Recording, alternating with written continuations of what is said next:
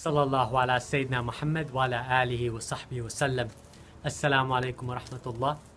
This month we've been discussing the various angles in which Islam has addressed women. Despite what the current narrative might lead us to believe, Islam and Islamic history has quite a lot to say about women. If you've been following the previous videos, you'll know a great deal has been covered. As Ramadan comes to an end, the next couple of minutes will be some of my closing remarks. Rasulullah sallallahu alaihi wasallam said, "Whoever has 3 daughters or 3 sisters or 2 daughters or 2 sisters and is a beneficent companion to them and fears Allah concerning them, for that person is Jannah." Subhanallah, I love hadith like this. It's hadith like this that show us just how many ways Allah subhanahu wa ta'ala has given us to attain Jannah. How many times have we read in the Qur'an and hadith, if you do this, if you do that, you'll get Jannah. There is no singular path to Jannah. That in itself is one of the beauties of Islam. So whoever takes care of their daughters or sisters, for them is Jannah. This does not apply to just men.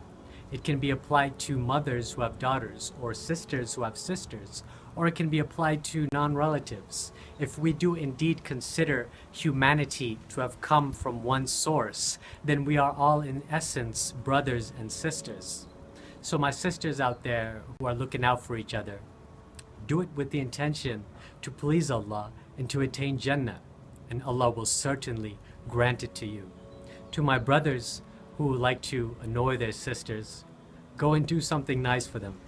Go and make her a peanut butter jelly sandwich. You'd be surprised how meaningful an unsolicited peanut butter jelly sandwich can be for a girl. And do it with the intention to please Allah and to get closer to Jannah.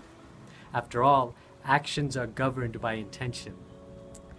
But the most important aspect of this hadith that I want to focus on right now, something that I really want us to pay attention to, is the high regard and great status that Allah subhanahu wa ta'ala has given our sisters and our daughters, who are indeed women. As Muslims, we believe that Jannah is the ultimate reward. It is the greatest achievement that we can possibly achieve, and Allah subhanahu wa ta'ala has made caring for our daughters and our sisters equal to the greatest reward, paradise. What higher honor can a human hope to achieve than being equated to paradise? But we don't think about it that way. We are still convinced that Islam oppresses women. We are still convinced that Islam was come down to oppress women, to put women down. When Rasulullah sallallahu alaihi wasallam said that Jannah is under the feet of the mother, under the feet. Subhanallah, this hadith was related to a culture in which showing the bottom of your foot was a highest form of disrespect, and yet Allah subhanahu wa ta'ala has put the greatest reward, the highest reward, under the feet of the mother, who is indeed a woman. To equate the mother and the daughter and the sister, who are all women, to paradise, what an honor. I'm jealous. And yet we still say that Islam oppresses women. It is not Islam that oppresses, it is people.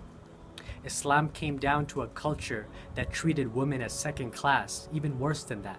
Not only did Islam give our sisters their rights, but it put them on a pedestal, as I have just proven to you in these few moments. If we only open our minds to the truth. So next time you hear the falsehoods being spread about, you know better. Spread the word, spread the truth, and do it with kindness, do it with love. Sallallahu ala Sayyidina Muhammad wa ala alihi wa sahbihi wa sallam.